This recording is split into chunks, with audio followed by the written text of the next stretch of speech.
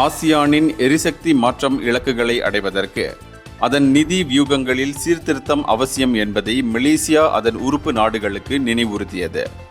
2050ஆம் ஆண்டுக்குள் இத்துறையில் கூட்டு முதலீடுகள் 3 டிரில்லியன் அமெரிக்க டாலராக இருக்க வேண்டும் என்று மதிப்பிடப்பட்டுள்ளது.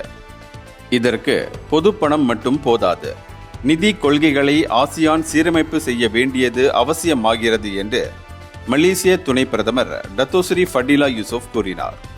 தேசிய எரிசக்தி மாற்ற வரைபடத்தின் கீழ் தன்னுடைய எரிசக்தி புதுப்பிப்பை சமாளிப்பதற்கு மலேசியாவிற்கு மட்டும் 140 பில்லியன் ரிங்கிட் தேவைப்படுகிறது என்று எரிசக்தி மாற்றம் குடிநீர் மாற்றத்துறை அமைச்சருமான அவர் குறிப்பிட்டார்.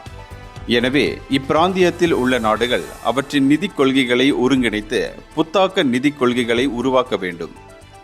இதுவே அனைத்துலக ரீதியிலும் உள்நாடுகளிலும் தனியார் முதலீடுகளுக்கு அவசியமான சூழலை தரக்கூடியதாக இருக்கும் என்று அவர் மேலும் தெரிவித்தார்.